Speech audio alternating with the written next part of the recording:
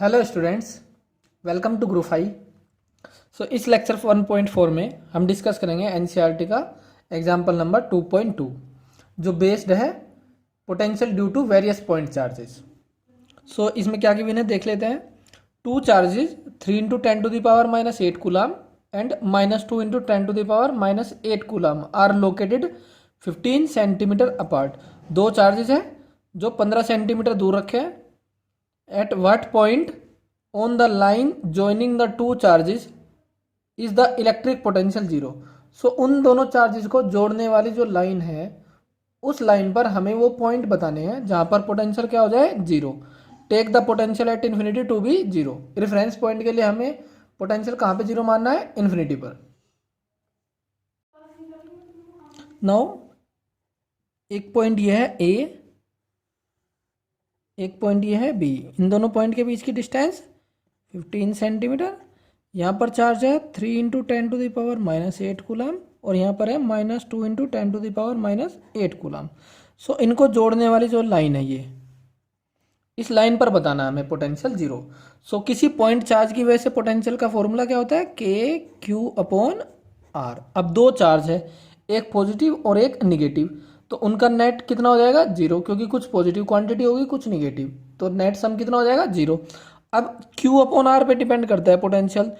जिसका चार्ज ज़्यादा होगा उसके लिए डिस्टेंस भी पॉइंट की क्या होनी चाहिए, ज़्यादा, क्योंकि नेट पोटेंशियल क्या हो जाएगा, V1 प्लस V2। इसको जीरो करना है तो V1 और V2। इसको जीरो करने के लिए V1 और V2 की वैल्यू क्या होनी चाहिए, सेम, बट साइन में क्या होनी चाहिए, अपोजिट। तो V1 ये हो गया प्लस चार्ज की वजह से और V2 इसकी वजह से निगेटिव चार्ज की वजह से, तो एक प्लस हो जाएगा एक माइनस, लेकिन वैल्यू मैग्नीट्यूड में सेम होनी चाहिए। मैग्नीट्यूड में सेम होने के लिए अगर चार्ज ज़्यादा है तो डिस्टेंस भी ज़्यादा, तो ये चार्ज ज़्यादा है तो इससे डिस्टेंस ज़्यादा होनी चाहिए, और ये चार्ज कम है मैग्नीट्यूड में तो इससे डिस्टेंस कम होनी चाहिए। तो एक पॉइंट तो यहाँ होगा, इस पॉइंट इससे दूर और इसके पास में यहाँ पे एक पॉइंट इसका इधर भी हो सकता है, क्योंकि इससे डिस्टेंस कम हो जाएगी और इससे डिस्टेंस ज़्यादा हो जाएगी। तो हमें दो पॉइंट मिलेंगे। तो एक पॉइंट मैंने यहाँ मान लिया, सपोज ये है पॉइंट, ये पॉइंट मैंने मान लिया x, और एक पॉइंट यहाँ है, सपोज ये पॉइंट है y। तो ये डिस्टेंस मैंने मान ली x और ये डिस्टेंस मैंने मान ली y, b से, एक राइट साइड में और एक लेफ्ट में। ओके, सो इसमें पुट कर देते हैं दोनों पोटेंशियल्स की, due to A due to B.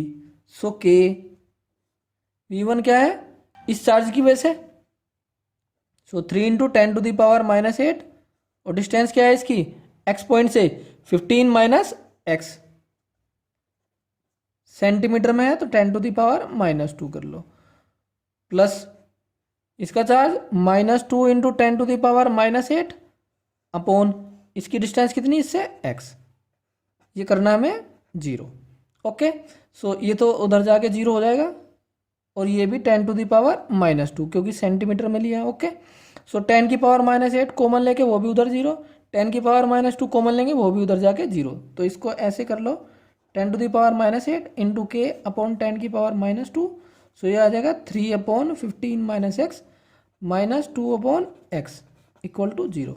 ये टर्म तो राइट साइड में जाके जीरो हो जाएगी, तो इसको सोल्व कर लेते हैं। 3 upon 15 minus x equal to 2 upon x. यहाँ से क्या आ जाएगा, 3x equal to cross multiplication 30 minus 2x, तो ये 5x इक्वल टू 30। x आ जाएगा 6 सेंटीमीटर। तो b से ये पॉइंट कितने डिस्टेंस पर, 6 सेंटीमीटर। तो a से कितना हो जाएगा, 15 माइनस 6, 9 सेंटीमीटर।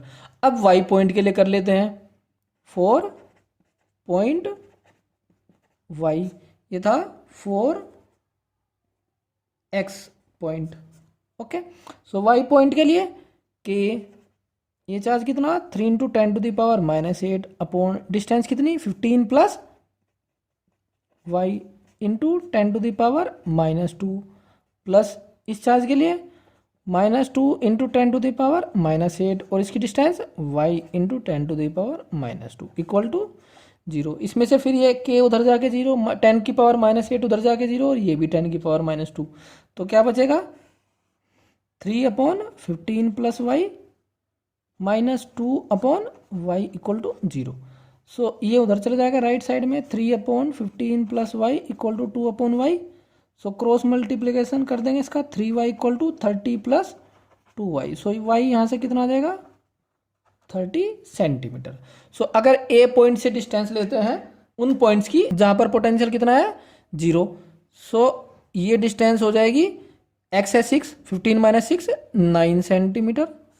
और अगर y की लेते हैं तो y कितना आया था ये 30 सेंटीमीटर प्लस 15 तो कितना हो जाएगा